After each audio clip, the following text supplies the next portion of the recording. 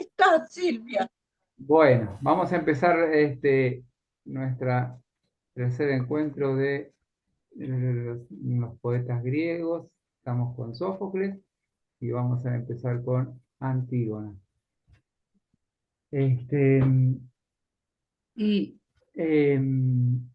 me parece interesante darnos cuenta de una cosa que Antígona, tanto como Antígona como Edipo, le encantaba a Hölderlin y le encantaba a Schelling y le encantaba a Hegel.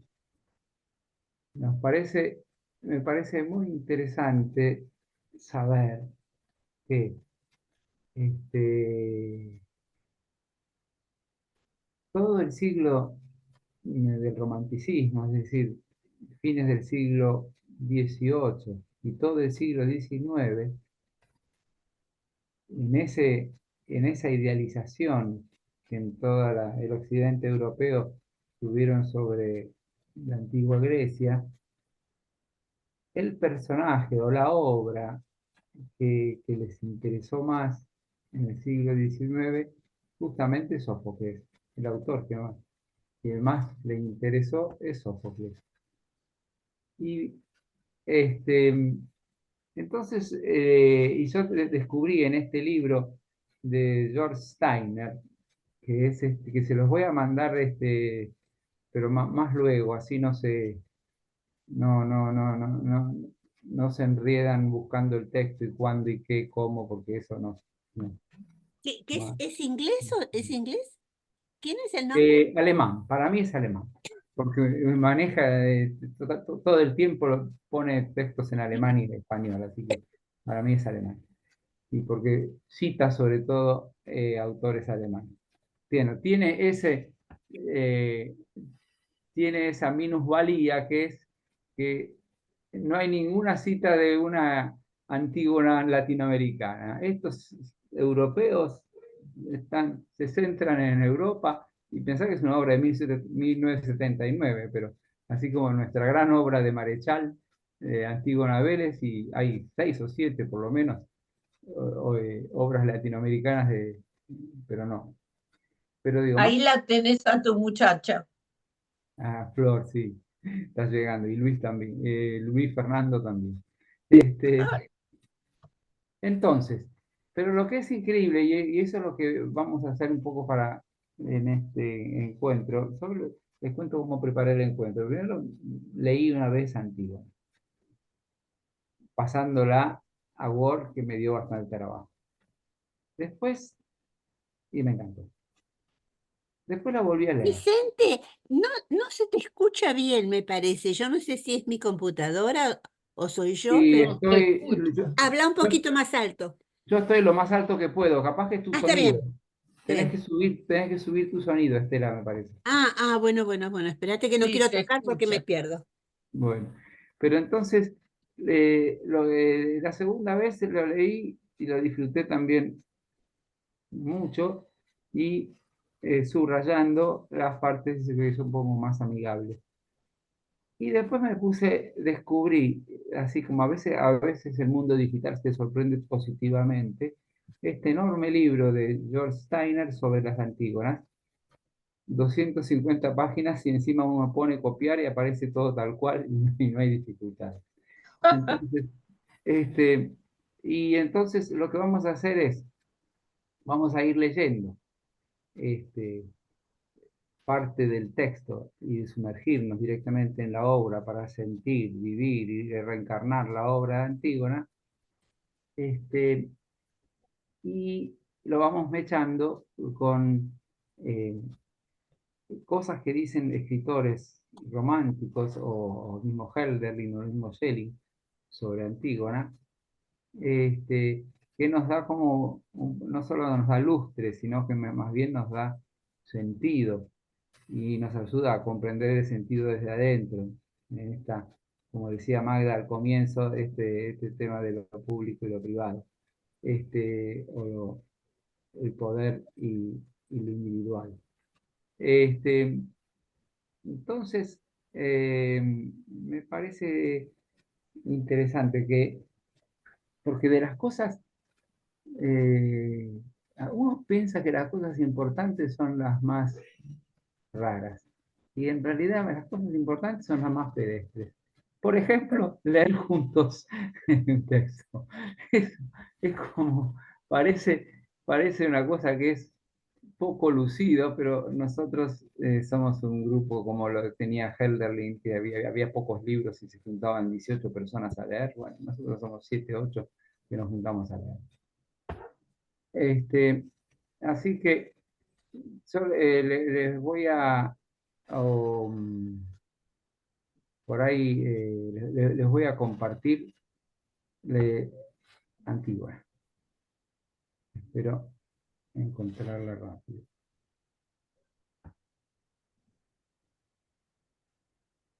Y,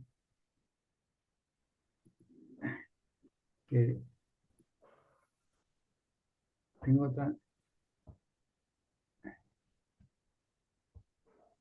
Bueno, a ver. Aquí está. A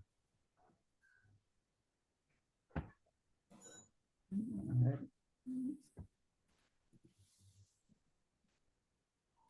Bueno, justo llegamos al final. Vamos para arriba. Ah, Entonces, sí. ¿podrás agrandar la letra un cachito Sí, después? sí, sí, sí, señora. Sí. Gracias. Este, entonces, pero digo, así para los que llegaron recién, que me parece que llegó Fernando y llegó alguien más, este, eso lo Mercedes. y Meche. Vamos a ir leyendo las partes en negrilla y después yo les cuento. Eh, ¿Esto tiene que ver con lo de Edipo Rey que nos mandaste al principio? Bueno, está bien la pregunta, Vilma, porque la historia de tanto de Edipo Rey como de Antígona, Antígona es hija de Edipo, como Sí, Ismene Claro. es hija de Edipo, sí, como Estéocles y Polinices son hijos de Edipo. Entonces, nosotros el encuentro pasado sí, no, no leímos el final de Edipo.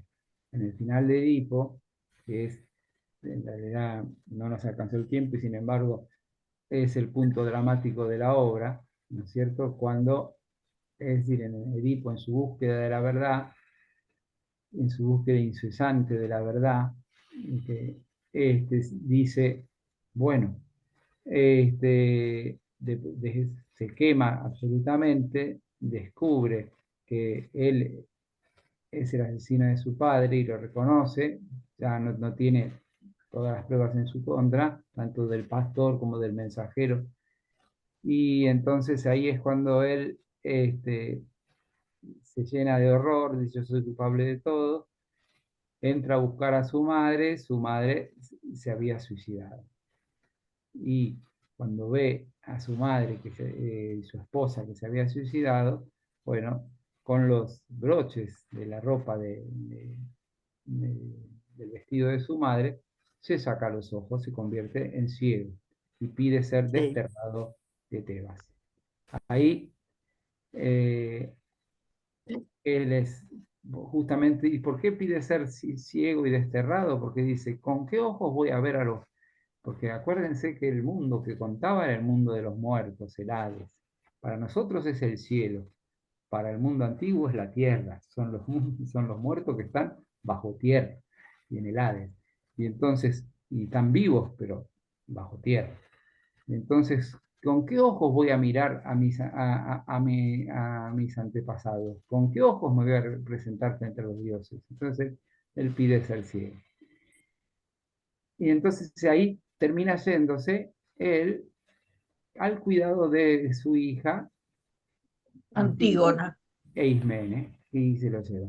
Después está la obra Edipo en Colono, que es Edipo mayor, es decir, que vuelve y que es como restablecido. Entonces, este, bueno, la obra que estamos viendo ahora ya Edipo pasó, es justamente la de sus hijos.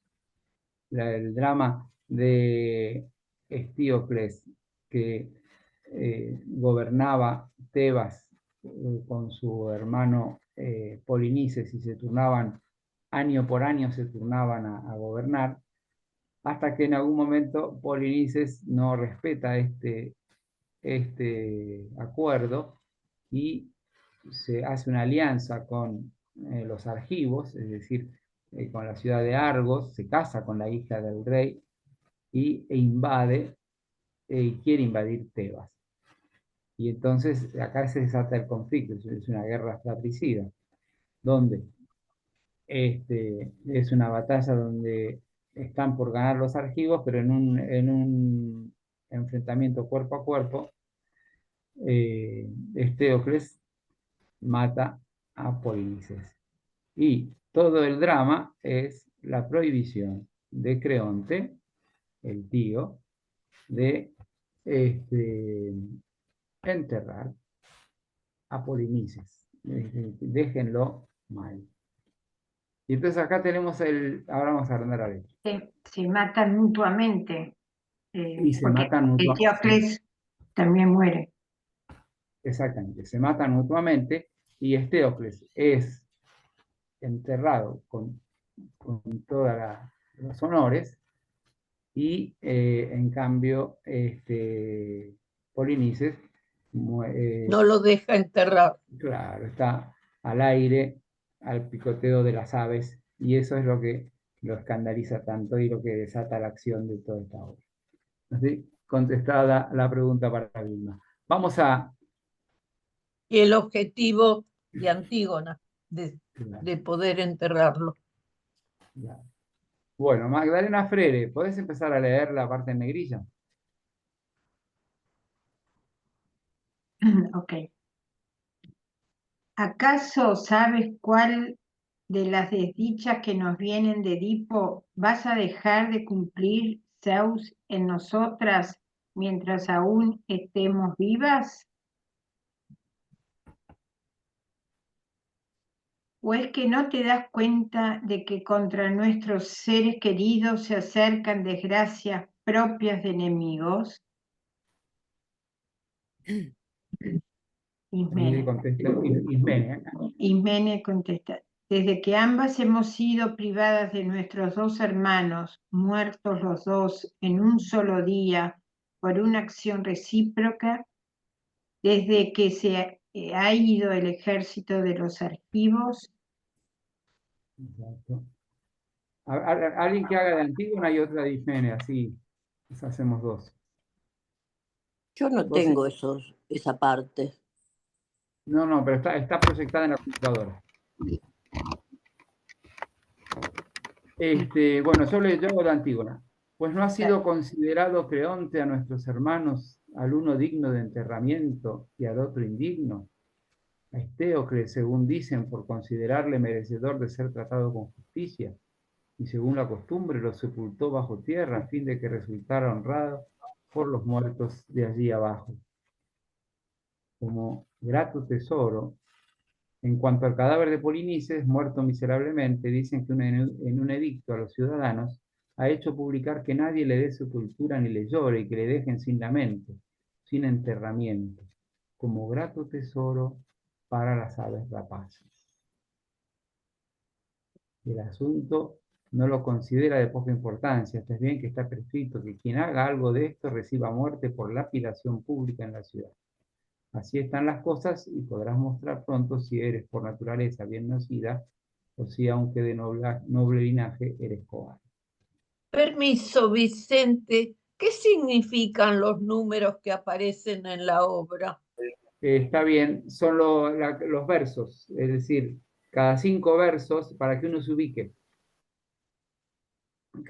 Es el verso 35, 5 versos más 40. A veces no coincide porque la cuenta debe ser más en griego, pero digamos, es así, es más o menos así. Y entonces Antígona dice, piensa si quieres colaborar y trabajar conmigo. Y ciertamente no voy a ser cogida en delito de traición. Sí. Entonces Ismene le contesta. Ay de mí, ay de mí, acuérdate, hermana, cómo se nos perdió nuestro padre, odiado y deshonrado, tras herirse él mismo por obra de su mano en los dos ojos, ante las faltas en las que se vio inmerso. Y a continuación, acuérdate de su madre y esposa, las dos apelaciones le eran debidas, que puso fin a su vida de afrentoso modo con el nudo de unas cuerdas. En tercer lugar, de nuestros hermanos que habiéndose dado muerte los dos mutuamente en un solo día,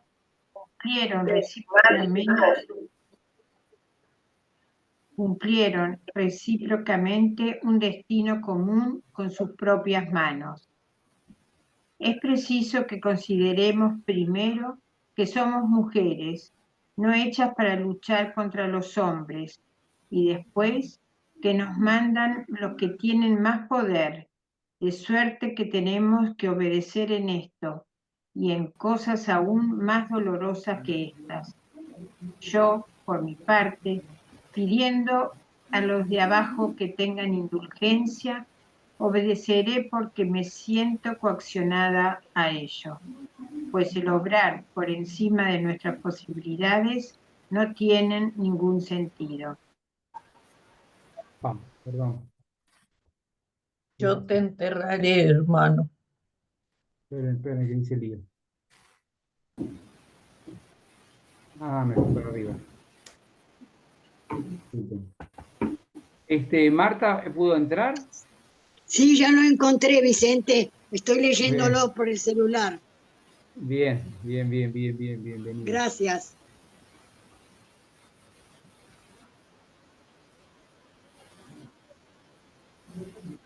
Por acá íbamos, ¿no? Sí. Si querés Juan- puedo leer también. Sí, después seguimos repartiendo. Seguí, Magda Freire, por favor. Antígona es ese, ¿eh? Es Yo tuyo. la enterraré, hermoso será morir haciendo, ya que es mayor el tiempo que debe agradar a los de abajo, allí reposaré para siempre.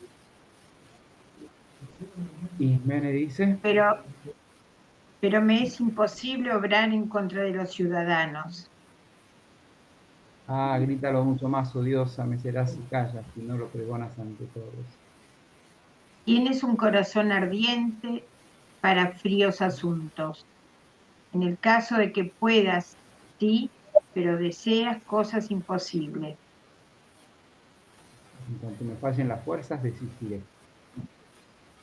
No es conveniente perseguir desde el principio lo imposible.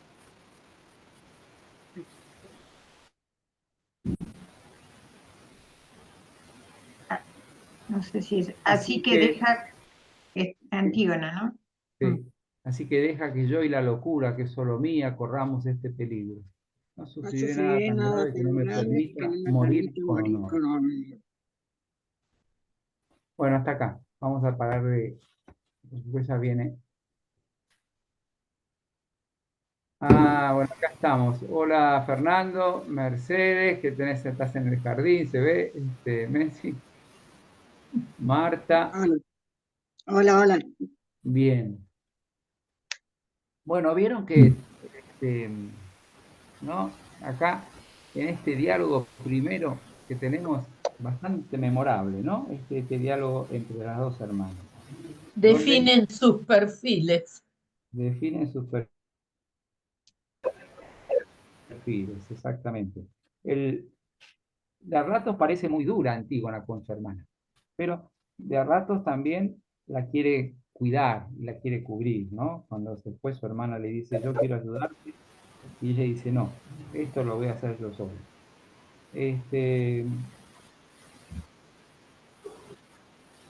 También que no le suena esta de, ¿no es cierto?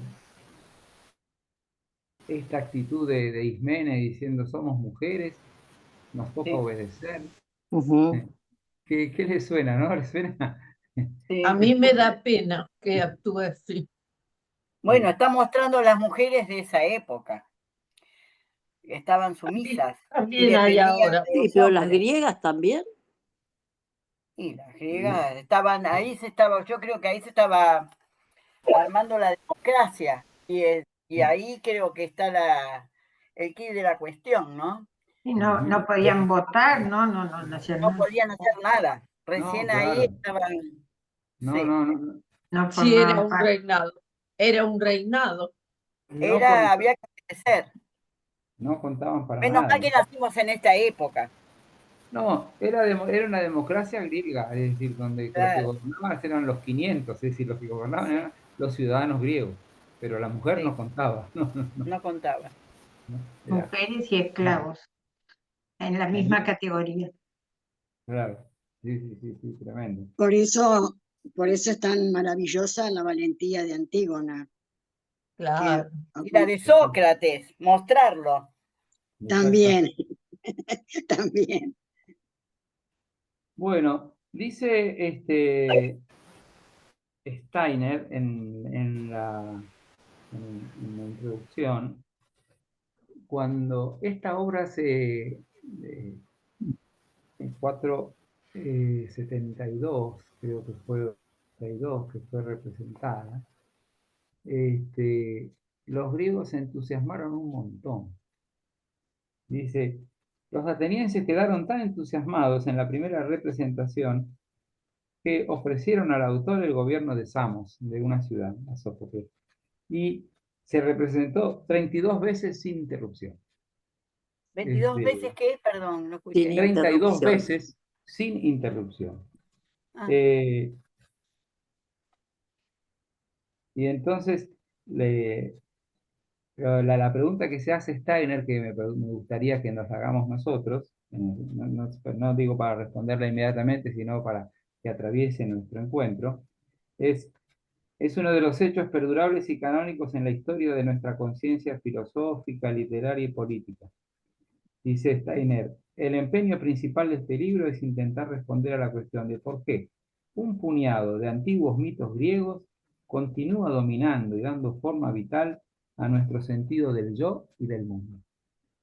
¿No? Porque estábamos diciendo que no es solamente la defensa ¿no es cierto?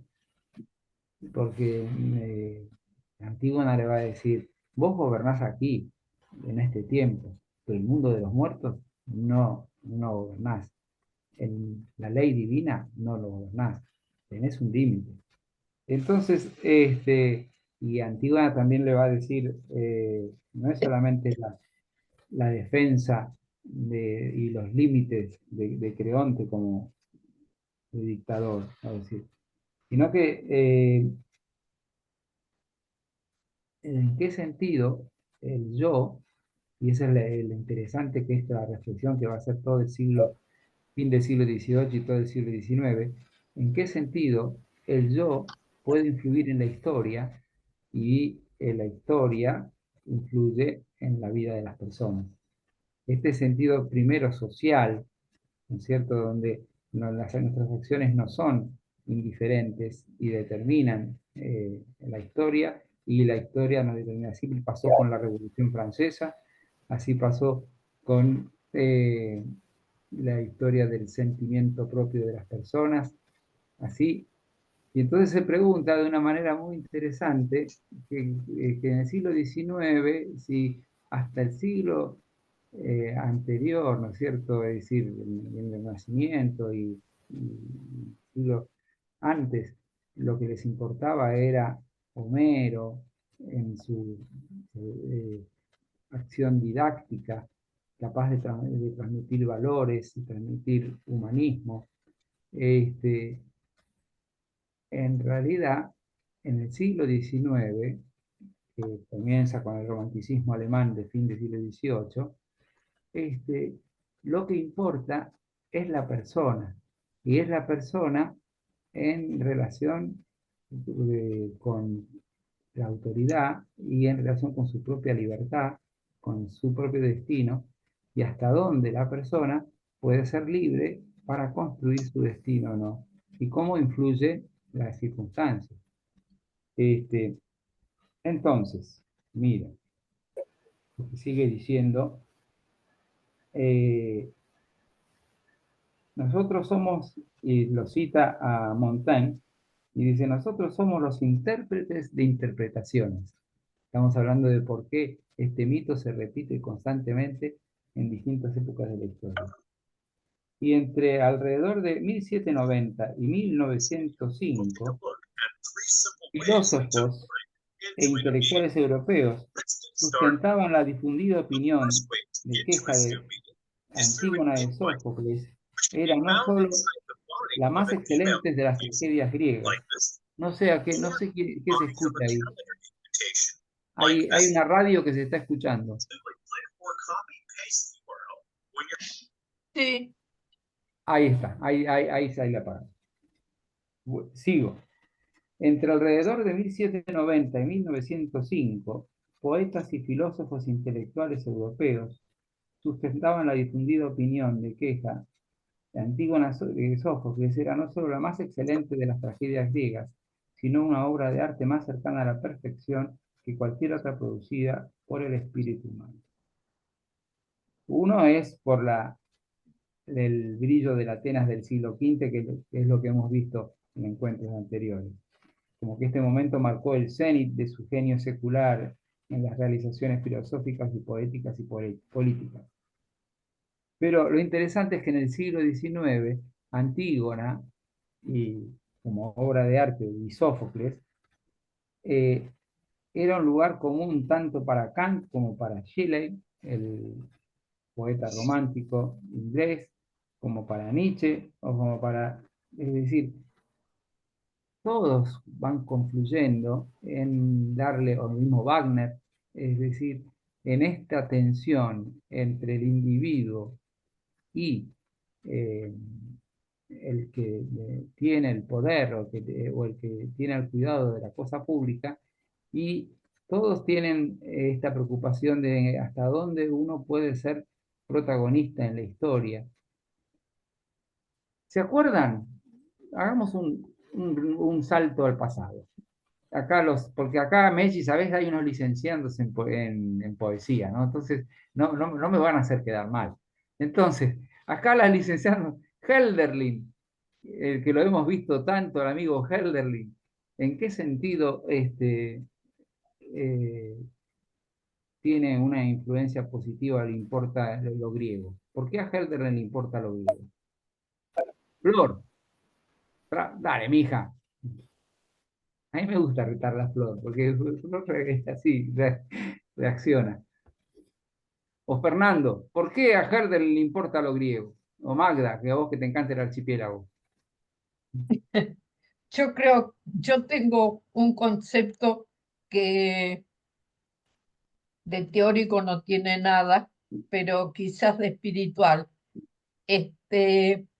Yo siempre enfoco en Grecia los mitos y el uso de los mitos permite hacer elaboraciones propias. Tanto Edipo como Antígona son obras que te dejan adaptarlas a mi manera, diría Frank Sinatra. Cortito, cortito. Ok, muy bien. Pienso, A ver, permiso, sí, pienso Marta. que Dale. pienso que también, porque en todas estas obras nos ayudan a reflexionar sobre el conocerse a sí mismo, que es un tema en el que siempre hay que estar luchando con los opuestos para encontrar el camino de la verdad. Me gustó. Sí. Bueno, para mí los griegos explicaban el sentido de las cosas por medio de las leyendas. Es lo Sí, fascinante que tiene aparte, una de las cosas, pero voy a la anécdota de Hölderlin, ¿no? Para que los que no lo conocen al amigo Hölderlin, que yo estaba en Alemania y hablaba de Hölderlin y no me entendían. y decían, Hölderlin, y yo no entendía nada. Así. No sé para qué uno trata de pronunciar un nombre que la gente no sabe de qué uno está hablando. Pero lo interesante, ¿no es cierto?, de la anécdota de Hölderlin, ¿no?, que es seminarista luterano, compañero de cuarto de Hegel y de Schelling, y que entre los tres, entre los años 1793, 1790 y 1793, cursan el seminario, y entre los tres sueñan frente al hartazgo de lo clásico en el momento, frente al hartazgo de la época, frente al hartazgo de la tiranía absoluta, frente al hartazgo es decir, incluso de la teología enseñada como un mandato ineludible. Bueno, frente al hartazgo de todo lo que significaba la situación histórica y que como el individuo era dueño del duque, por ejemplo, perdón, era parte de la hacienda del duque. Bueno, ellos en su idealismo, en nuestro sentido de la palabra, se convocan para soñar una patria de la belleza y una unidad estética. Por eso es que apuntan a la antigua Grecia. Es como si, cansados de los valores de la tradición cristiana que habían recibido hasta ese momento, por el modo como lo estaban recibiendo, acuérdense, Hölderlin, su mamá, lo obligaba a que sea pastor, luterano. Y nunca pudo zafar de ese destino. Decir, sí, tratando de ser un escritor independiente. A Hegel le va mucho mejor como filósofo, pero los tres tienen esta cosa tan linda que es de descubrir que es el individuo que a través de la poesía griega, el individuo y a través de el que puede conectar con ese continuo universal de los valores. Hay como un continuo universal que las obras griegas y de Sófocles transmiten y que ellos, con su propio espíritu creador, lo pueden encarnar y lo pueden continuar. Entonces, es como que ellos se inspiran en un sentido fundacional, ¿no? Diciendo, hay que refundar nuestra patria. Bueno, y entonces los griegos y Sófocles tienen mucho para nosotros, y Antígona, en su coraje, tiene mucho para decirnos a nosotros.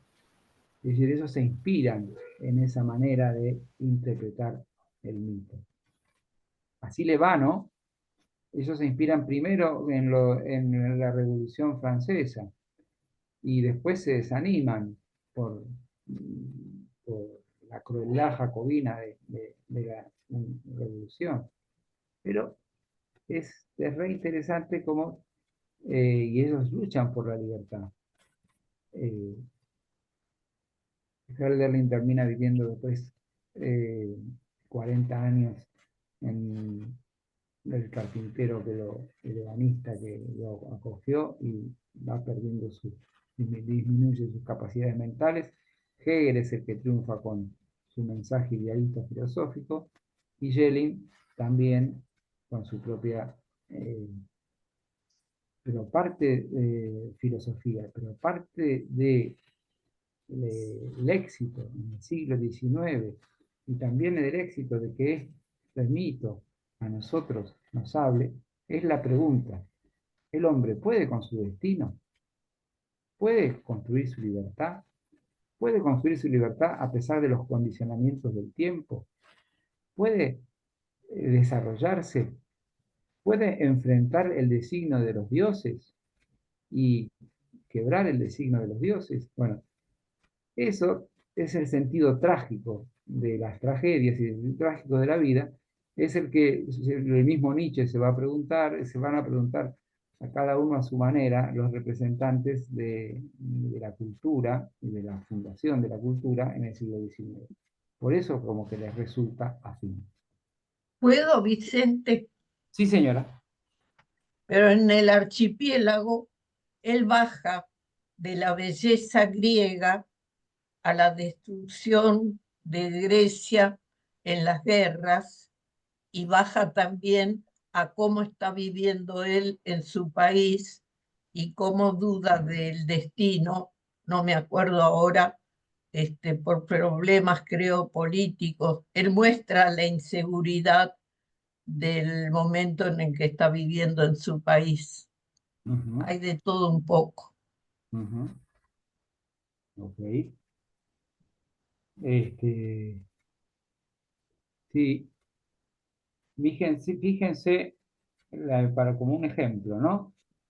Eh, de los representantes que toman, que dicen en el siglo XIX los representantes de la cultura y tanto de la literatura como músicos, como lo van tomando, ¿no?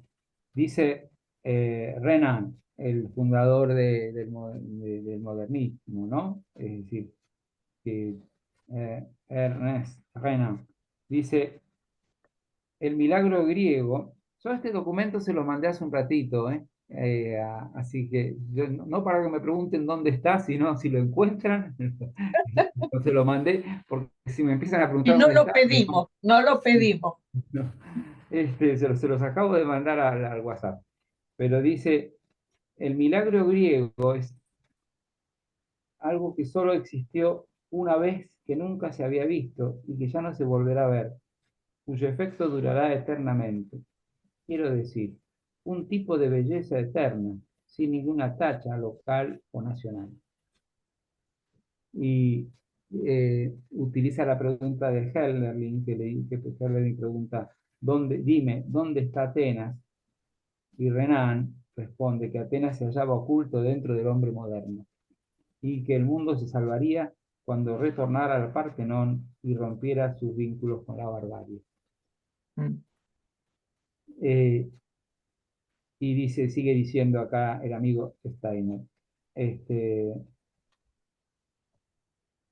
Y vamos a seguir. Dice, el sentimiento barroco y neoclásico había situado el corazón del milagro griego en la época homérica, en la perdurable capacidad de Homero para instruir al hombre civil en las artes de la guerra y del orden doméstico. Acuérdense cuando hablamos cómo Homero había sido un poco como fue la Divina Comedia, que supo crear la lengua italiana y unir a toda Italia. Bueno, así Homero fue el libro de lectura y la enseñanza de la escuela griega durante siglos, para enseñar los valores que había que enseñar. El siglo XIX identificó la esencia del helenismo con la tragedia ateniense. Los motivos de esta identificación van mucho más allá de las preferencias estéticas o didácticas. Los grandes sistemas filosóficos a partir de la Revolución Francesa fueron sistemas trágicos. Y entonces cita ahí la descripción marxista, cita ahí los conceptos de Hegel, de la autoalienación, cita el diagnóstico fatal, o digamos decir, de Schopenhauer, ¿no?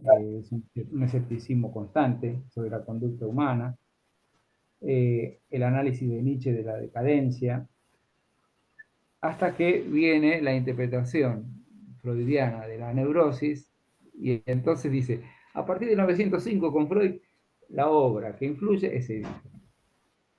Pero en el siglo XIX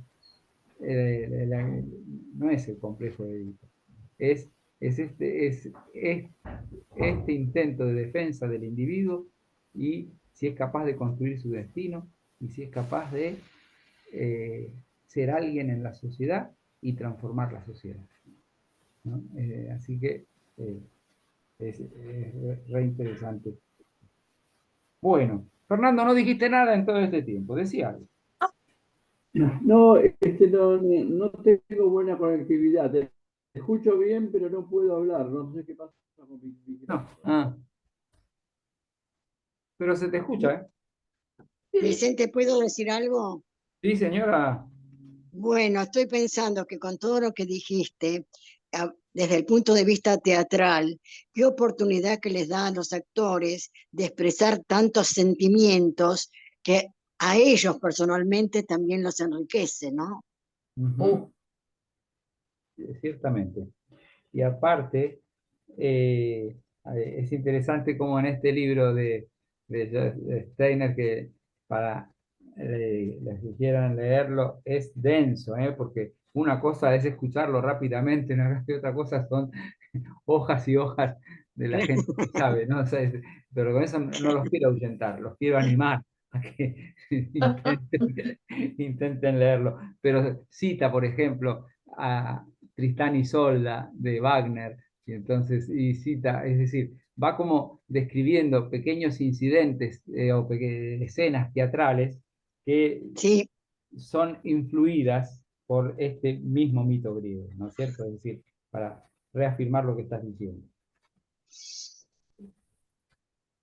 Entonces, escuchen lo que dice acá. Miren, la tragedia griega honra la libertad humana, por cuanto que hace que sus héroes luchen contra la fuerza superior del destino. En la tragedia griega es un poder invisible, inaccesible a las fuerzas naturales, y ejerce su imperativo hasta sobre los dioses. Pero miren lo paradójico de esto. Pero la derrota del hombre cristaliza su libertad. Escuchen esto.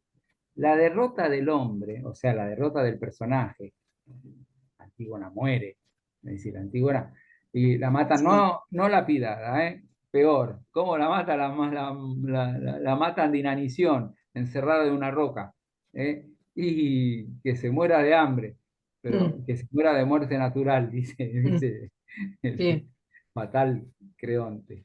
Así. No, estás hablando, Silvia, pero no se escucha nada. No, yo sabía que la habían encerrado, pero ella se ahorcó después. Sí, después se ahorca, es verdad. Sí. No, no le da el gusto, pero en la intención de Claro, Creonte es que se muera de hambre. con el chal de novia. Exactamente. Por Sí. eso dice, aparece como una amenaza, como diciendo, Creonte le dice en algún momento, vas a tener tus bodas en el Hades, y esas las tiene en el Hades. Sí. Pero estaba hablando con este pedacito y después si tiene algún comentario y si no vamos a seguir leyendo. Dice, el fatum, o sea, lo fatídico en la tragedia griega, es un poder invisible, inaccesible a las fuerzas naturales, y ejerce su imperativo hasta sobre los dioses. Pero la derrota del hombre cristaliza su libertad, su lúcida compulsión a obrar polémicamente, lo cual determina la sustancia de su yo. Las categorías de Schelling, libertad, destino, la dinámica del yo, la economía de la mortal pugna que el filósofo aduce, son las constantes de la metafísica y la psicología post-kantiana. Entonces, por eso es que casi como a Sófocles hablan con adoración, porque representa su necesidad más fuerte de levantar la persona, aunque fracase, contra su destino.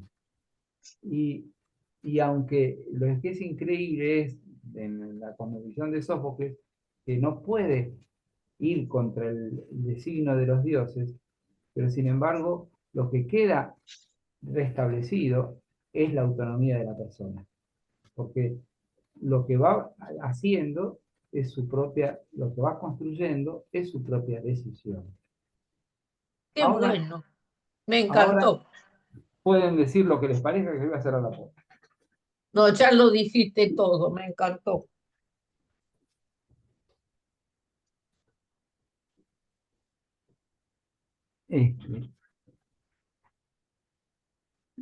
Mechi, decí algo, porque obviamente te vas a ir y no te vamos a escuchar la voz, así que decí algo. No, acá estoy. No sé si puedo aportar nada demasiado inteligente, porque yo de De los griegos sé poco y nada, estoy aprendiendo ahora. Pero lo que sí me impresiona es como la vigencia, los temas que se tratan en esta obra que dijiste que era del 400 y pico, Sí. siguen siendo muy actuales, ¿no? Después lo toma, digamos, estos autores que vos estás diciendo, los filósofos pero la psicología moderna, pero siempre están vigentes, ¿no? Ujú, exactamente. Este, en el fondo, porque responde a los interrogantes universales, Y sí. ¿no es cierto? Pero lo responden con tal maestría que pueden hacerse atemporales, o sea, que pueden atravesar las fronteras del tiempo.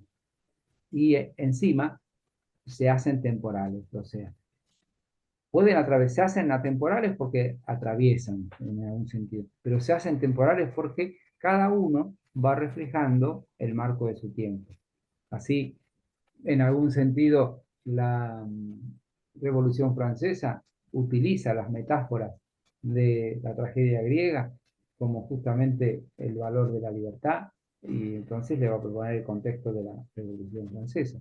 Pero así, en los distintos otros contextos que van sucediendo, o la necesidad de rescatar el yo que siente, que vive y que sufre, también eh, lo van a reinterpretar desde el momento. Por eso es interesante poder descubrir que hay algo que permanece y hay algo que cada época le va agregando al mito. Claro. Y sí. Y me surge relacionar esto, no sé si viene a cuenta el comentario, pero vos hablas de la Revolución Francesa y al principio, creo que fue en la primera reunión que tuvimos, decíamos que la polis, como que el hombre se realizaba a través de la polis, ¿no? Era el lugar donde pertenecía, donde podía ser Claro.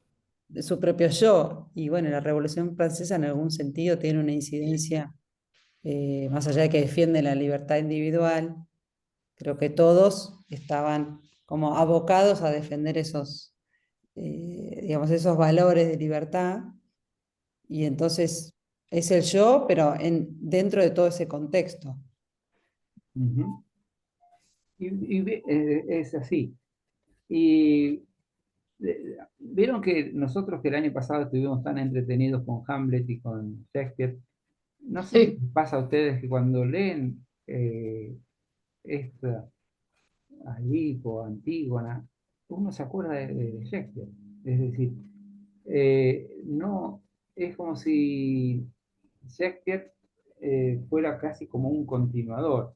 Pero miren lo que dice Schlegel. Schlegel es de los primeros que habla de la historia de literatura, contemporáneo de Felder. Y dice, la elevada moral, la pureza absoluta de las obras de Sófocles fueron objeto de admiración a través de las edades. Por grande que sea el genio de Shakespeare, Sófocles continúa siendo la verdadera cúspide del arte dramático.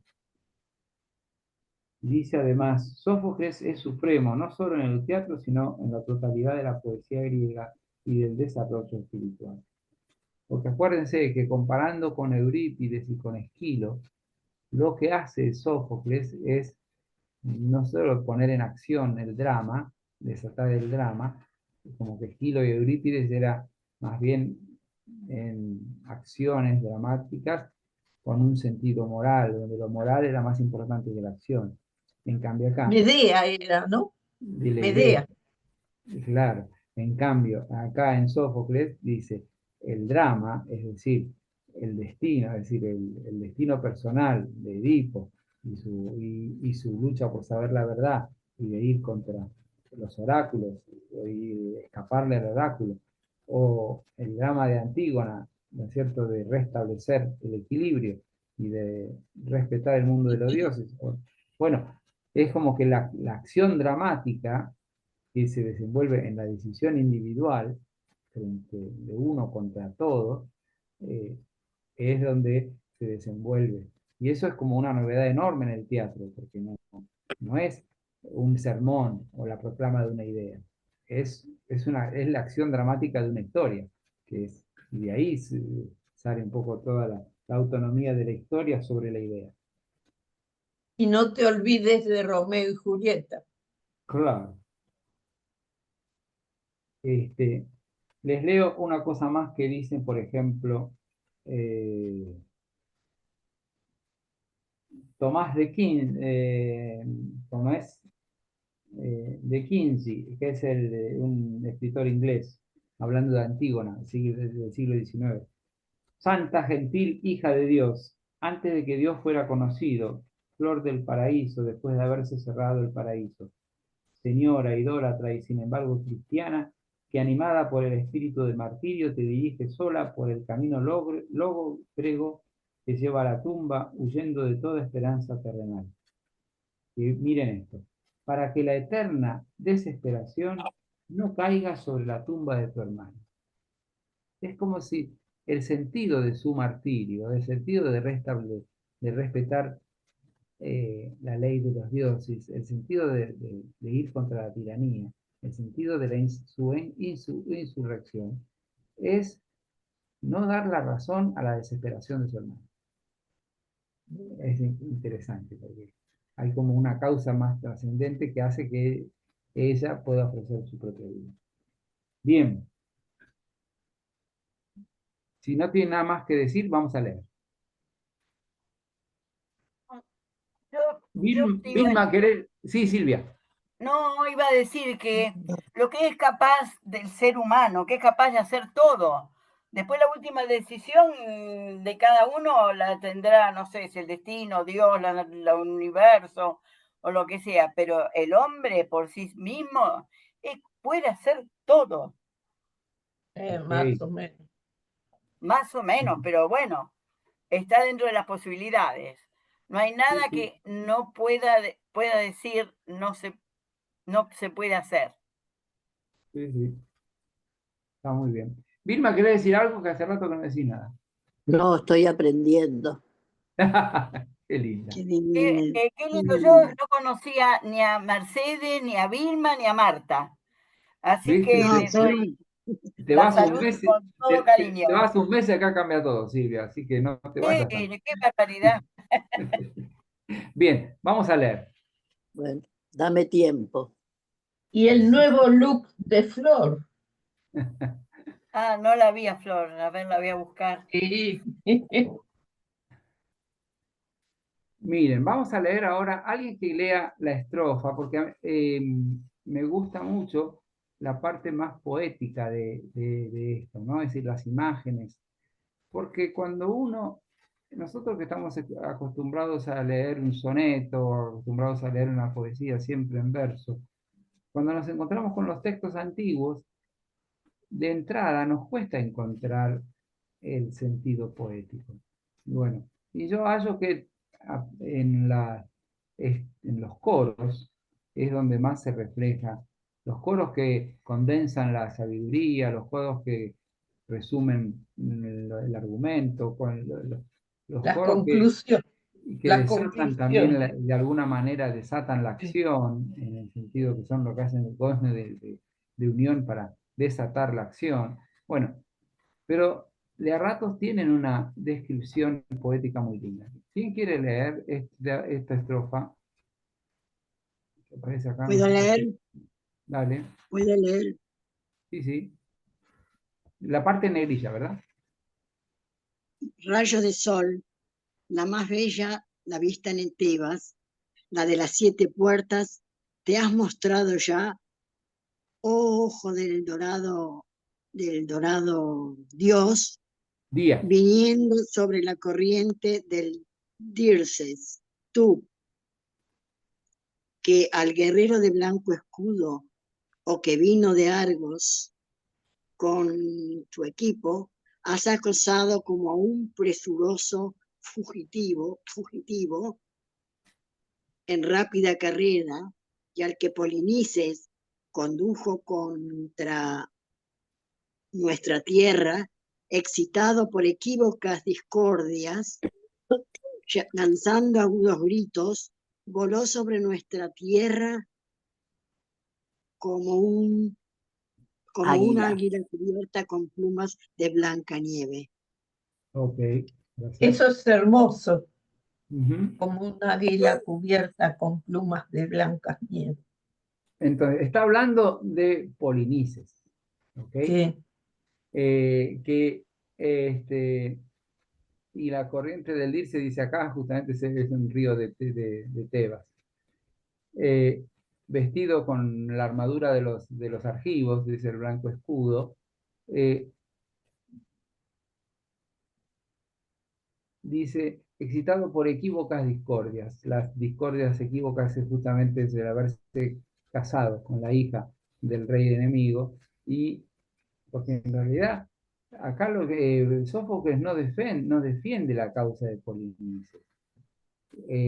De Antígona, que representa, digamos, la idea de Sófocles, dice, esos ya pelearon y murieron en batalla, ya está. Lo que ella está en contra es que quieren enfrentar el mundo de los dioses y transgredir la ley divina sobre él. Bien, vamos a ver qué dice acá. Leemos un poquito más. Seguimos leyendo ahí. Tal fue el estrépito de Ares, desde allí tengo Sí, que dale, leer, dale. tal fue el estrépito de Ares que se extendió en torno a nuestras espaldas para el dragón adversario. Zeus odia sobremanera las jactancias pronunciadas por boca arrogante, y viendo que ellos avanzan Ahí voy. en gran afluencia, orgullosos del dorado estrépito, rechaza con su rayo a quien se disponía a gritar victoria desde las altas almenas. Ok. Sobre la dura tierra cayó como un tántalo impetuoso y y el gran Ares, perdón, sobre la dura tierra cayó como un tántalo impetuoso la dura tierra, y el gran Ares impetuoso fue distribuyendo a cada cual lo suyo, sacudiendo fuertes golpes. Ok. Ares, dios de la guerra, ¿no es cierto? Sí, Bien. Vamos a seguir, avanzar un poquito más. Dice acá, está hablando pero Creonte. es, Acá está hablando Creonte. Es sí, interesante cómo, Creonte, sí. Otro lector que haga de Creonte, lectora o lector, puesto que aquellos a causa, perdón. puesto que aquellos a causa, se Dale, corrió, dale. Ahí está, ahora.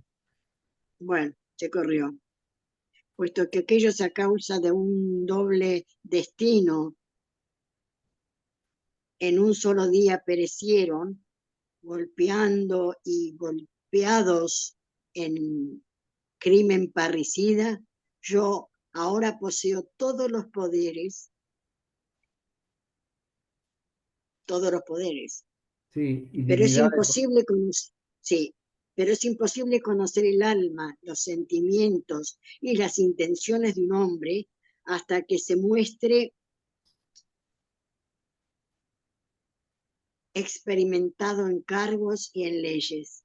Y el que al gobernar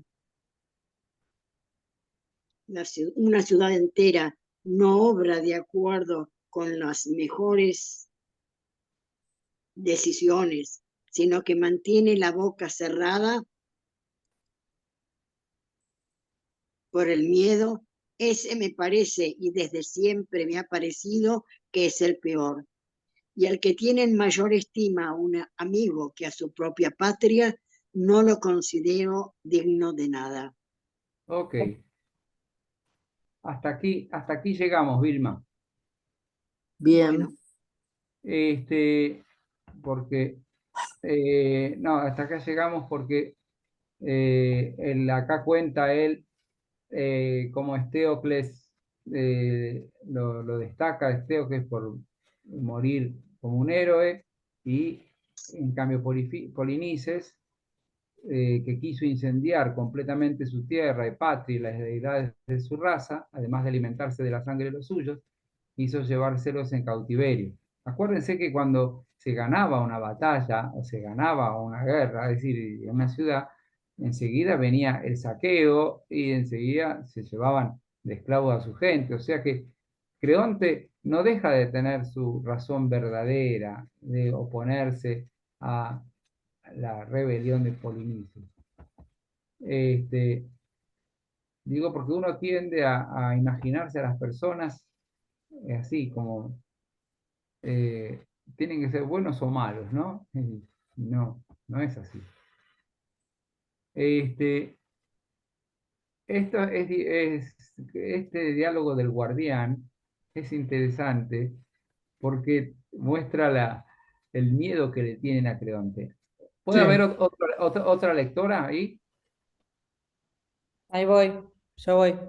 Dale. Bueno, ¿Soy el guardián? Sí.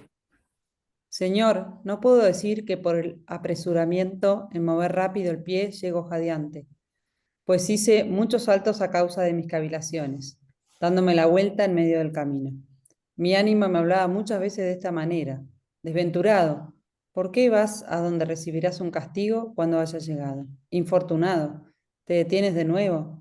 Y si Creonte se entera de esto por otro hombre, ¿cómo es posible que no lo sientas? Dándole vueltas a tales pensamientos, venía lenta y perezosamente, y así un camino corto se hace largo. Por último, sin embargo, se impuso llegarme junto a ti, y aunque no descubriré nada, hablaré. Me presento, pues, aferrado a la esperanza de no sufrir otra cosa que lo decretado por el azar. Ok. Pero entonces después Creonte le dice, bien calculas y ocultas el asunto con un rodeo. Está claro que algo malo vas a anunciar. Las Y- palabras terribles producen gran vacilación. Te lo digo ya, alguien, después de dar sepultura al cadáver, se ha ido, cuando hubo esparcido seco polvo sobre el cuerpo y cumplido los ritos que debía. La tierra está dura y seca, sin hendir, y no atravesada por ruedas de carro. No había señal de que alguien fuera el artífice. Cuando el primer centinela nos lo mostró, un embarazoso asombro cundió entre todos, pues él había desaparecido, no enterrado, sino que le cubría un fino polvo, como obra de alguien que quisiera evitar la impureza. Aún sin haberlo arrastrado, no aparecían señales de fiera ni de perro alguno que hubiese venido. Al final, un enfrentamiento sin que estuviera presente quien lo pidiera. Pues cada uno era el culpable, pero nadie lo era manifiestamente, sino que negaban saber nada. Estábamos dispuestos a levantar metales al rojo vivo con las manos, a saltar a través del fuego y a jurar por los dioses no haberlo hecho, ni conocer al que había tramado la acción, ni al que la había llevado a la práctica.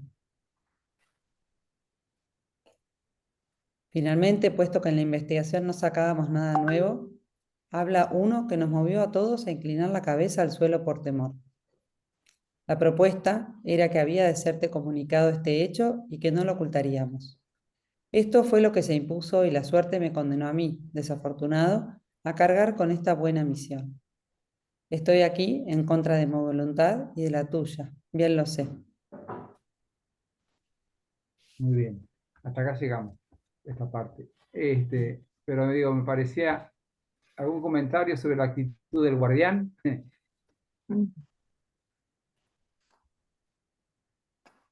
Se enfrentó. Sí, lo enfrentó porque, o sea, a ver si se dieron cuenta de la escena, ¿no? Eran como si fueran los soldados que estaban bajo la cruz de Jesús y se sortean las vestiduras y bueno, pero ellos se sentían poderosos. Acá ellos se daban cuenta que tenían una noticia para llevarle que se había desaparecido el cadáver que ellos estaban custodiando, Claro. el cadáver de Antígona, y nadie quería ir a presentarse. Entonces, deciden, lo toman, se pelean, hablan de saltar por el fuego. Saltar por el fuego era le dice ahí en nota la ordalía o juicio de Dios, lo hemos visto en las series, ¿no? Que para ver si Dios lo salvaba o no, lo hacen caminar sobre brasa ardiendo, ¿no? Es decir, ese juicio de Dios. Estamos dispuestos a pisar fuego a ver quién, pero dijimos, bueno, alguno tiene que hacerlo. Y echaron a suerte y tuvo que decirlo él. Eso. Muestra un poco el modo de relación, ¿no? Bueno. Qué miedo que le tenían a Creonte, ¿no? Qué miedo. Exactamente. ¿Cómo no? No se podía dialogar con él. Y No no, entendía razones. No escuchaba. absolutamente. Así es. Bien, vamos a hacer 5 minutos de descanso porque si no, hace una hora 10 que estamos. Sí, Hagamos cinco. me parece una buena idea. Sí, 5 hagamos minutos, 5. pongo el lavarropas, vuelo y ya. Sí. Hagamos 5 Yo de miro la descanso, comida. pero no se vayan. Yo que hago el almuerzo. No, ya volvemos, ya volvemos. Continuamos con nuestro encuentro sobre Antígona. Digo, Perdón, ¿vas a compartir o leemos de...? no, es el apunte que les pasé de los fragmentos Ok, de perfecto, sí, Steiner. lo tengo Y, acá. bueno, dice, más o menos avanzando, donde yo había dejado de leer, dice, filosofar después de Rousseau y Kant. Nos falta un montón de gente. Filosofar después de Rousseau y Kant, encontrar un medio conceptual para expresar la condición psíquica, social e histórica del hombre, es pensar trágicamente. Fíjense lo que acabo de leer. Filosofar después de Rousseau. Acuérdense de Rousseau, el Émile de Rousseau, ¿no? Es decir, y el hombre salvaje, ¿no? Después de Kant, encontrar un medio conceptual para expresar la condición psíquica, social e histórica del hombre es pensar trágicamente. Dice, la tragedia griega honra la libertad humana, por cuanto que hace que sus héroes luchen contra la fuerza superior del destino. A esto ya lo leí.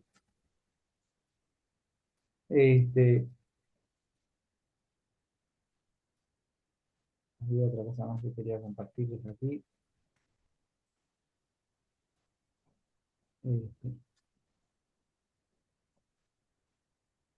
Dice acá,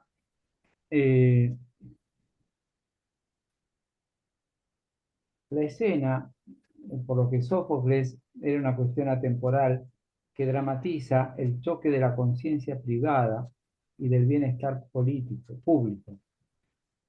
Choque de una naturaleza y gravedad inseparable de la condición histórica y social del hombre. Ahí está hablando George Eliot. Interpretaba el texto de Sófocles como un texto que guardaba estrecha relación con sus propios intereses absolutos. La obra griega muestra esa pugna entre las tendencias elementales y las leyes establecidas, una en virtud de la cual la vida exterior del hombre es gradualmente y penosamente puesta en armonía con sus necesidades interiores. Es que acá está el intríngulis positivo del siglo XIX del hombre que busca su destino, ¿no? Que es cómo armonizar sus necesidades. Acuérdense que el siglo XIX es el descubrimiento del sujeto, es el descubrimiento del yo, es el descubrimiento del sentimiento, es el descubrimiento de la persona contra el sistema en algún punto. Bueno, ¿cómo hacer para armonizar las necesidades interiores con la vida exterior, ¿no?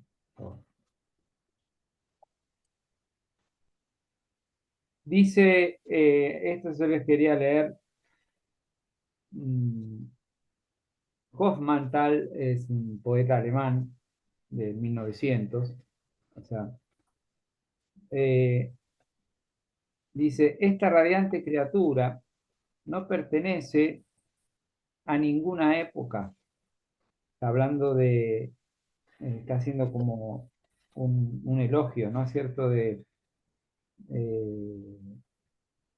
Antígono. Esta radiante criatura no pertenece a ninguna época. Venció una vez y continúa venciendo. Cuando la miro, se me encrespan todas mis fibras, como yesca al soplo del aire. Lo que hay de mí, en mí de imperecedero, se agita. De todos los seres se manifiesta su más profunda esencia, que gira alrededor de mí, relampagueante. Estoy cerca del alma de la hermana, muy cerca, habiéndose desvanecido el tiempo de los abismos de la vida, quedan descorridos los velos. ¿No? Está queriendo describir la vigencia del personaje de Antígona y lo que ella encarna. Lo cita al poeta italiano D'Annunzio y dice: Antígona, dall'anima di luce. Antígona, la gli occhi di viola. Antígona, la del alma de luz. Antígona, la de los ojos violados. O violáceos sería.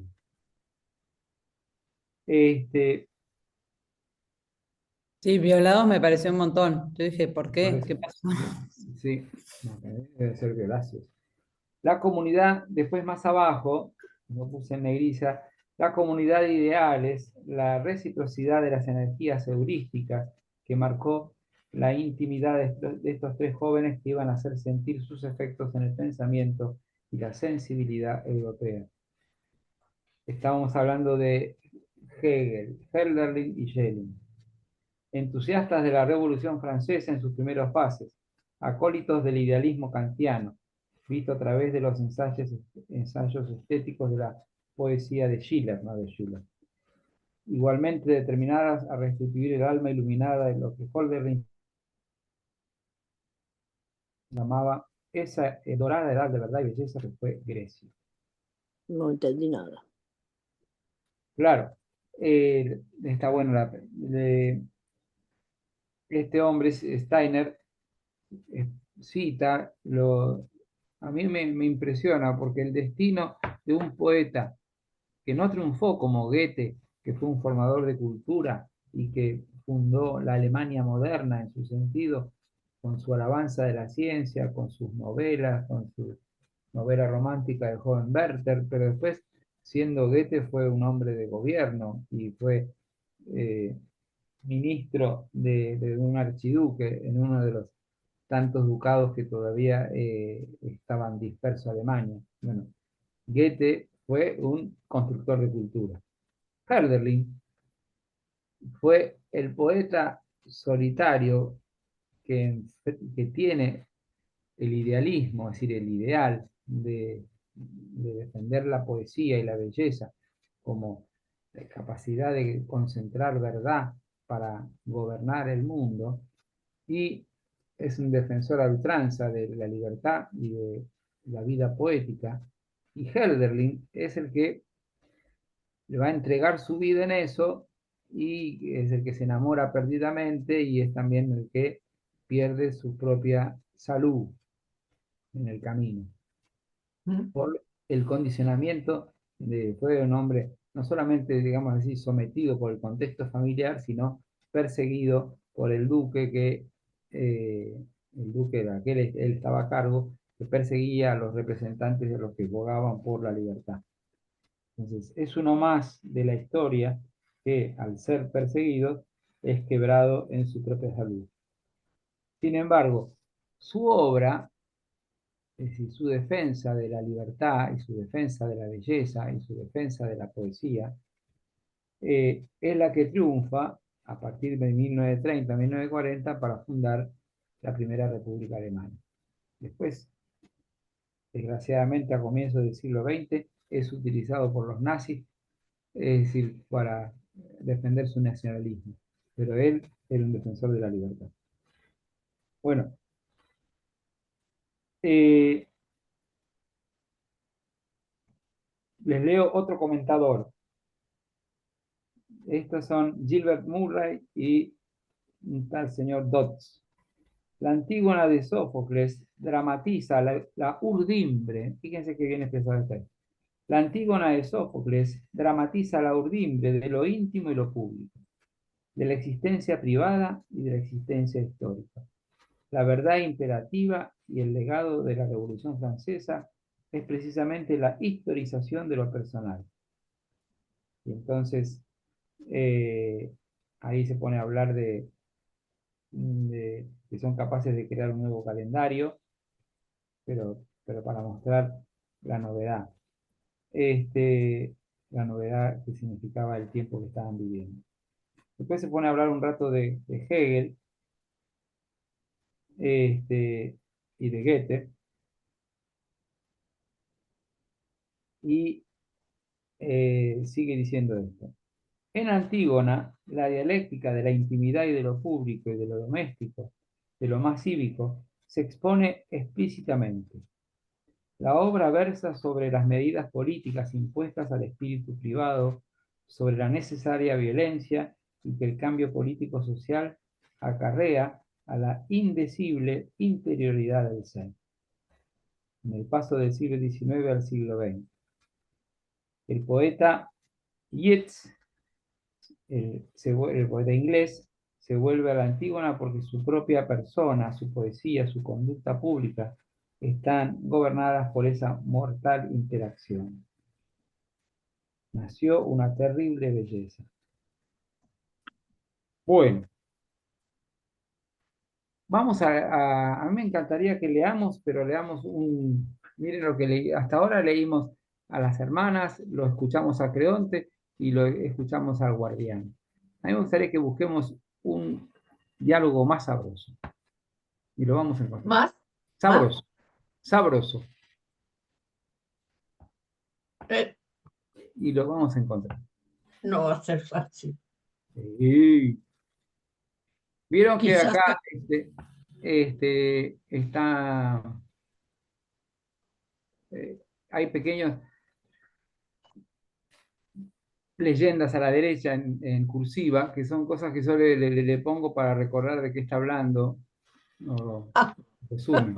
Son, acá se sigue con el guardián. Avancemos. Son útiles porque es como que te ubica ahí, te da una pista. Sí, a mí me ayuda porque entonces se decir, esto es importante. Ujú.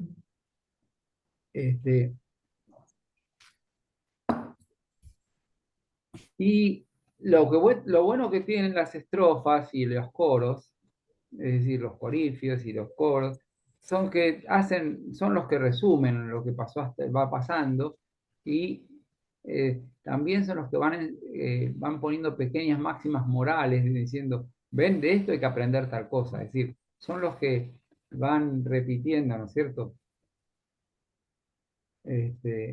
Lo que hay que guardar. Pero bueno, acá vamos a ver, tenemos acá al guardián que describe. ¿Alguien quiere leer esto del guardián? ¿Que no lo haya leído? Cubano. Flor, dale, lee en cubano. La cosa fue de esta manera. Cuando hubimos llegado, amenazados de aquel terrible modo por ti, después de barrer toda la tierra que cubría el cadáver y de dejar bien descubierto el cuerpo, que ya se estaba pudriendo, nos sentamos en lo alto de la colina, protegidos del viento para evitar que nos alcanzara el olor que aquel desprendía, incitándonos el uno al otro vivamente con denuesto, por si alguno descuidaba su tarea. Durante un tiempo estuvimos así, hasta que en medio del cielo se situó el brillante círculo del sol. El calor ardiente abrazaba. Entonces, repentinamente, un torbellino de aire levantó del suelo un huracán, calamidad celeste, que llenó la meseta, destrozando todo el follaje de los árboles del llano, y el vasto cielo se cubrió. Con los ojos cerrados sufríamos el azote divino.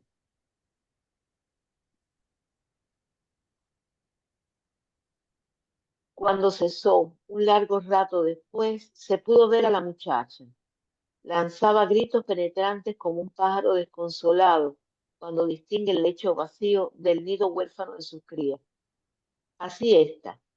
Cuando divisó el cadáver descubierto, prorrumpió en sollozos y tremendas maldiciones para los que habían sido autores de esta acción. Enseguida transporta en sus manos seco polvo y de un vaso de bronce bien forjado, desde arriba, cubre el cadáver con triple libación. Ok. Entonces describe cómo procede Antígona con el cadáver de su hermano, cómo lo honra, cómo lo cuida. Es decir, vamos ahora a avanzar al diálogo de Creonte con Antígona, ¿no? Porque yo hago de Creonte y alguien que haga de Antígona. Flor, tú haz de Antígona, ya que te has leído poco. Tú, la que inclina la cabeza hacia el suelo, ¿confirmas o niegas haberlo hecho? Digo que lo he hecho y no lo niego. Oh, te toca Antígona. No fue Zeus el que los ha mandado, el que los ha mandado publicar, ni la justicia que vive con los dioses de abajo, la que fijó tales leyes para los hombres. No pensaba que tus proclamas tuvieran tanto poder como para que un mortal pudiera transgredir las leyes no escritas e inquebrantables de los dioses. Estas no son de hoy ni de ayer, sino de siempre, y nadie sabe de dónde surgieron. No iba yo a obtener castigo por ellas, de parte de los dioses, por miedo a la intención de hombre alguno. Sabía que iba a morir, ¿cómo no? Aun cuando tú no lo hubieras hecho pregonar. Y si muero antes de tiempo, yo lo llamo ganancia, porque quien como yo, pidiente de desgracia sin cuento, ¿cómo no va a obtener provecho al morir? Así, a mí no me supone pesar alcanzar este destino. Por el contrario, si hubiera consentido que el cadáver del que ha nacido de mi madre estuviera insepulto, Sí. Se muestra la voluntad fiera entonces de la sí muchacha que sentiría tiene su pesar. origen en su fiero padre, no sabe ceder ante las desgracias. Y dice Creonte, sí, pero sábete que las voluntades en exceso obstinadas son las que primero caen, y que es el más fuerte hierro templado al fuego y muy duro, el que más veces podrás ver que se rompe y se hace añicos. Sé que los caballos indómitos se vuelven dóciles con un pequeño freno. Después dice cosas horribles de las mujeres y dice, pero verdaderamente en esta situación no sería yo el hombre, ella lo sería. Si este triunfo hubiera de quedar impune, así sea hija de mi hermana, así sea más de mi propia sangre, que todos los que están conmigo bajo la protección de Zeus del hogar, ella y su hermana, no se librarán del destino supremo. Inculpo a aquella de haber tenido parte igual en este enterramiento, esa madre. ¿Pretendes No, algo más que darme muerte una vez que me has apresado? yo nada, con esto es lo que tengo, todo. ¿Qué te hace vacilar en ese? Porque a mí de tus palabras nada me es grato. Que nunca me lo sea, del mismo modo que a ti te desagradan las mías. Sin embargo, ¿dónde hubiera podido obtener yo más gloriosa fama que depositando a mi propio hermano en una sepultura? Se podría decir que esto complace a todos los presentes, si el temor no le estuviera paralizada la lengua. En efecto, a la tiranía le va bien en otras muchas cosas, y sobre todo le es posible obrar y decir lo que quiere. Wow. No era un siervo, sino su hermano el que murió. ¿Por qué querer asolar esta tierra? El otro, enfrente la defendía. Hades, sin embargo, desea leyes iguales.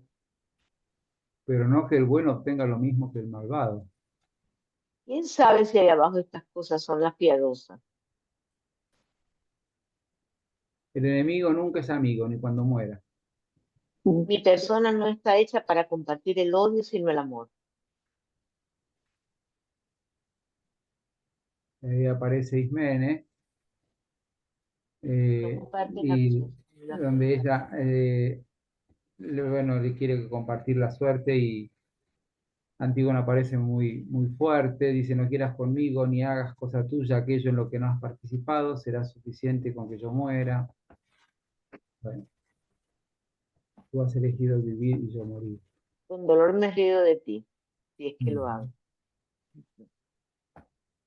Muy bien, Tú has vamos a elegido parar, vivir y yo morir. Está muy vamos a bueno parar ese en diálogo. esta parte, ¿no? Y acá está bueno acá para rescatarlo un poco a Ismene en su diálogo con Creonte, ¿no? ¿Alguien que lea haga de Ismene? Nunca, Señor, perdura la sensatez. ¿Querés que lea yo? Dale. Bueno, nunca, Señor, perdura la sensatez en los que son desgraciados, ni siquiera la que nace con ellos, sino la que se retira. ¿Y vas a dar muerte a la prometida de tu propio hijo? También los campos de otras se pueden arar. Ah, Tremendo. Ok, hace de Antígona, dale. De Antígona. Oh, Oh, queridísimo. queridísimo Hemón, ¿cómo te deshonra tu padre? Hades será quien haga cesar estas bodas por mí. Está decidido a lo que parece que muere. Tanto en tu opinión como en la mía, no más dilaciones. Eas esclavas, llevarlas dentro. Preciso que estas mujeres estén encerradas y no sueltas, porque incluso los más animosos intentan huir cuando ven a Hades ya cerca de su vida. Y entonces, leamos esto de la estrofa y dejamos de compartir. Dale, Silvia. Felices aquellos cuya vida no ha probado las desgracias, porque para quienes su casa ha sido estremecida por los dioses, ningún infortunio deja de venir sobre toda la raza. Del mismo modo que las olas marinas, cuando se lanzan sobre el abismo submarino impulsadas por los desfavorables vientos tracios, arrastran fango desde el fondo del negro mar y resuenan los acantilados azotados por el viento con el ruido que le producen al ser golpeadas. Okay. Es muy poético este asunto, pero lo que está Sí, diciendo es muy poético, pero sin embargo lo que está diciendo es que no es posible ir contra el designio de los dioses, con lo que está, ¿no? El coro es impresionante cómo va del sentido común al rechazo, del rechazo a veces hacerse partícipe con Creonte, es decir, es como la voz del pueblo que es cambiante, ¿no? Es decir, pero en este caso se está como allanando al designio de los dioses, ¿no? Dice, porque para quienes su casa ha sido estremecida por los dioses, ningún infortunio deja de venir sobre toda la raza. Como diciendo, cuando vienen, vienen todas juntas. Pero es linda la imagen, es linda la imagen. el hombre puede enfrentar todo, pero la última palabra la tiene Dios. Ajá. Exactamente. Perdón. Hubo algo acá que... Y aquí aparece que está bueno leerlo porque retoma toda el drama de los Dácidas, ¿no? Que son todos los parientes, desde Layo, Edipo, Antígona, Ismene y sus hijos. ¿Alguien que lea esta antiestrofa? Y después ¿la tenemos la leo otra. yo? Dale.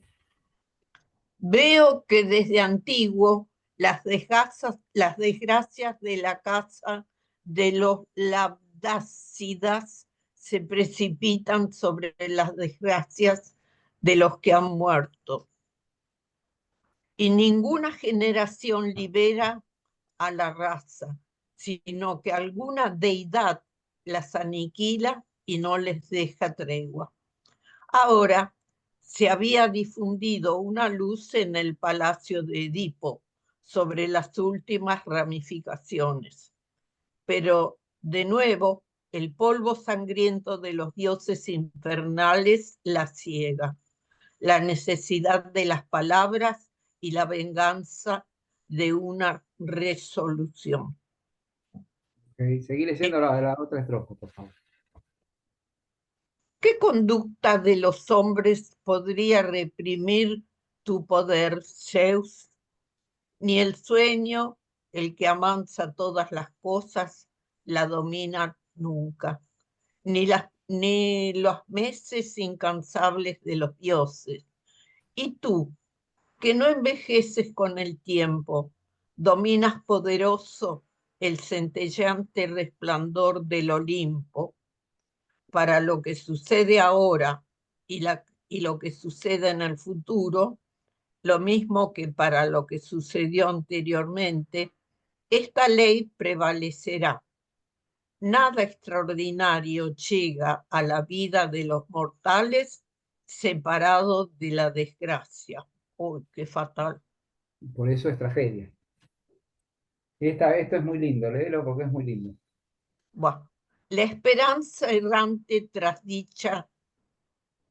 dicha a numerosos hombres, mientras que a otros trae la añagaza de sus tornadizos deseos. Se desliza en quien nada sabe hasta que se quema el pie con ardiente fuego. Sabiamente fue dada a conocer por alguien la famosa sentencia. Lo malo llega a parecer bueno a aquel cuya mente conduce una divinidad hacia el infortunio y durante muy poco tiempo actúa fuera de la desgracia. ¿Acaso llega disgustado por el destino de su prometida Antígona, afligiéndose en exceso por la frustración de sus bodas? Ok. Antes porque ya no nos va a dar el tiempo para ir al diálogo, nos falta el diálogo de Tiresias con Creonte, porque toda la obra, pero me gustaría rescatar, antes de dejar de compartir pantalla, esto que dice, miren lo que dice de la esperanza, ¿no? Ay, sí. La esperanza errante trae dicha a numerosos hombres. Sí. Todos somos hombres y mujeres de esperanza. Pero habla dice, mientras que a otros trae la aneagacia de sus tornadizos deseos, como diciendo, uno también está lleno de esperanzas pequeñas y que son deseos que se pierden y que no llegan a destino y que tampoco lo merecen, ¿no? Porque uno mismo con pequeñas esperanzas uno va dándose No cuenta, sé, ¿no? no sé qué es añagaza. Para mí me suena como la lagaña que tapan los ojos, ¿viste? Pero no sé. Pero Ah, no. ah, Este, se deslizan quien nada sabe hasta que se quema con el pie, como diciendo, uno tiene esperanza, pero la esperanza se prueba con el fuego. Ujú. Sabiamente fue dado a conocer por alguien la famosa sentencia. Lo malo llega a parecer bueno a aquel cuya mente conduce a la divinidad hacia el infortunio. Y acá lo va a poner como ejemplo de Mon, ¿no? Que enamorado de Antígona, bueno, enamorado de Antígona y que le va a ir bien un tiempo, bueno, por designio de los dioses, pero en realidad por decisión de Creonte, no va a poder llegar a destino, ¿no? claro. Significa añagaza, perdón, lo encontré en Google, que significa llevar hacia arriba o elevar. Ah, mira.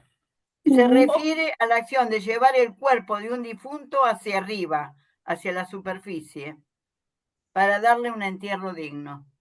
Ahora, respóndanme, por favor, 5 minutos en esto. ¿Qué es lo que está defendiendo Creonte? ¿Qué es lo que defiende Antígona? ¿Qué es lo que defiende Ismenio? Creonte defiende la ley. Exacto. Y él dice, si yo no defiendo la ley, ¿quién me va a obedecer después? Claro. Este que vino. Entonces, esa es su razón. Su sin razón es pensar que después se lo va a decir. ¿Por qué te la agarrás con un muerto? Es decir, ¿qué más daño te puede hacer un muerto? Pero bueno, defiende la ley. ¿Qué es lo que defiende Antígona? Antígona es la ley natural, Sus Al la ser, valores ley de Dios, humanos, su cariño, su amor el amor, la familia. a la el, familia, el ser, el ser, el Ujú. ser humano. como la dignidad un poco del Ok, muerto, ¿no? ok. Su dignidad Eh, como... sí. ¿Y qué sensación le da a ustedes el coro? Y el coro que a veces se pone como estrofa, a veces como coro, a veces, es decir, esa reflexión que van haciendo entre medio, ¿qué sensación les queda? Es concreto pero fluctuante. Ok, muy bien. Entonces, ¿y de Ismene? ¿Les ¿Cómo? da, Ismene, les Ismene da puede, empatía yo a la la pobre veo un Ismene o no poco le da como empatía? tibia. Ismene ¿Eh? no es como tibia, un poco tibia es, porque un poco está en el medio, como que está con la ley del hombre y está con Creonte y está con la hermana. Yo la veo un poco No, yo como creo tibia. que está con Creonte. No, Está yo Ok, con por lo eso, que le conviene. pero Se un momento está acomoda, con la hermana. Yo digo, se es como acomoda. tibia, yo la definiría tibia. ok. Pero fíjense que después se va envalentonando la Ismene. ¿Cómo terminó, cómo terminó ella la obra? ¿Cómo termina? Porque no dice más nada, ¿no? Ella sigue en Sí, Tebas, tranquila. Hace sí, su... pero bueno, ya veremos porque nos toca la vez que viene. Vamos terminando Ah, nuestro encuentro, porque la vez que viene seguimos con Antígona y con los comentarios de Antígona y terminamos con la obra. Este, ¿cómo, pensando en todo lo que sucedió hoy, ¿no? Es decir, de no solo la reflexión del hombre frente a su destino, sino de la urdimbre de lo íntimo y lo público. La defensa de la belleza como resguardo de los valores, la defensa de la estética como resguardo de los valores frente a un mundo sin valores.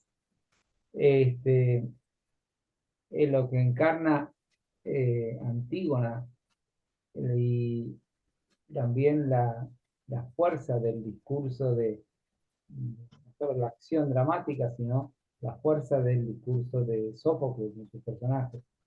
Bueno, ¿qué les va dejando a ustedes esta obra? Piénsenlo. yo, yo me anoté algo que dijo Antígona, que dice, mi persona está hecha no para compartir el odio, sino el amor. Y otra frase que me gustó es, la esperanza errante trae dicha a numerosos hombres. Son Ok, dos frasecitas que las marqué y las escribí porque me encantó. ok. ¿Qué más? La perdimos a Marta y estuvieron aquí antes Estela y Fernando.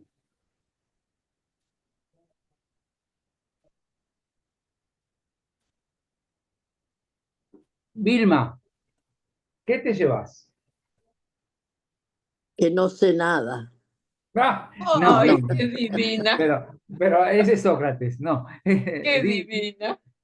Decí algo más. ¿Qué vas descubriendo? No, voy poco a poco eh, incluyéndome al grupo. Y además voy conociendo hasta intimidades de pelos y de cosas que para mí son muy nuevas, muy ajenas. Pero eh, lo que es la poesía y nada, es muy profunda y nos va muy profunda y muy nueva al mismo tiempo, ¿no? Ujú. Porque siguen las mismas dudas que tenían, las seguimos teniendo. Siguen las mismas disyuntivas. Sí, Tal cual. sí. En el recreo ustedes se pusieron a dar consejos de peluquería y yo salí huyendo. Claro, ahí fue la Sí, parte sí, que... sí, sí, sí, sí. Bueno, Flor, ¿qué te estás llevando de Antígona? Tú que te la lees con un sentido cubano. Bueno, yo estaba buscando unas notas que yo había hecho y sobre el mensaje, ¿no? de la, de la obra. Es la desobediencia al rey y, y el enfrentamiento que demuestra el papel y el valor disminuido que tenía la mujer en la sociedad, pero que es como una persona que rescata la dignidad y hace algo que es digno de los valores que se enfrenta, por ejemplo, un poco al antivalor que en forma tiene el Creonte, ¿no? El Creonte dispone de su Poder. poder como rey y él defiende su ley. Y Antígona es como la que se revela el valor. Sí. Pero Todo aparte, su dignidad. Sí, ujú, se va... pero aparte, fíjense una cosa. En la muerte del héroe se rescata la libertad y el protagonismo del individuo. Porque en el fondo, eso es lo que decía Steiner hace un rato cuando yo les leía. En la muerte de Antígona, o en su ofrenda, se destaca la validez de su decisión y se destaca la validez de su protagonismo y se defiende, en el fondo, como piensen que está dirigido a un público que está poniendo su vida mientras ve, que está haciendo catarsis y está sintiéndose horrorizado de lo que está viendo y a la vez se siente empatizado y a la vez adhiere y a la vez rechaza. Bueno, es un público activo y partícipe. Y entonces, ¿cuál es el mensaje que se lleva al público también? Es que es la defensa de, como que la causa de Antígona vale y la vida vale por defender su propia dignidad, Valores. aunque su valor, aunque muera el héroe, ¿no es cierto? Es decir, la muerte, tanto en la vida como en la vida mucho más, pero en la obra de teatro no deja de ser un destino trágico, pero no es lo que define el sentido de la obra. ¿Vieron cómo? Eh, yo de chico me levantaba, veía a mis hermanos viendo tele y preguntaba cuántos muertos. Como si, es como si los muertos son los que definen, es decir, Ah, un thriller, ¿no? Son los que definen la acción. No, el mensaje y lo que uno realmente se queda es lo que define una obra, ¿no? Bien, ¿quién me falta? Me falta Mechi, me falta Magdalena y Silvia, no me acuerdo, pero Sí, Silvia habló primero. sí, Mechi y Magdalena. Bueno, yo me quedo, estoy un poco como, ¿quién fue? Vilma, que dijo que no sabía nada, yo no sé nada tampoco de estos temas, de la tragedia griega, no sé nada, así que me interesa muchísimo lo que puedo ir aprendiendo. Y con este texto me queda un poco la duda de el rol de Ismene como hermana, ¿no? Pareciera como que se borra en algún punto y Antígona le dice, vos elegiste vivir y yo morir, yo hace rato que muero por los nuestros o algo así le dice. No sé si me voy mucho cualquier lado con esta interpretación, pero digo, en el fondo uno también va eligiendo sus caminos, sus destinos, no sé si es la palabra que Sí, corresponde. Pero sí, sí. bueno, Antígona eligió estar en ese lugar. Por ahí es la heroína del asunto, de la tragedia, pero ella es la que elige. No es que Jiménez se borra, me parece. Sí, Trata de ayudarla, pero hace la suya. La otra, pero tampoco como para morir igual que su hermana. sí, sí, este, tal cual. Y por eso este tema de que cada uno elige dónde quiere estar en la vida, aunque esté condicionado. Ujú, tal Eh, cual. Magdalena. Para mí,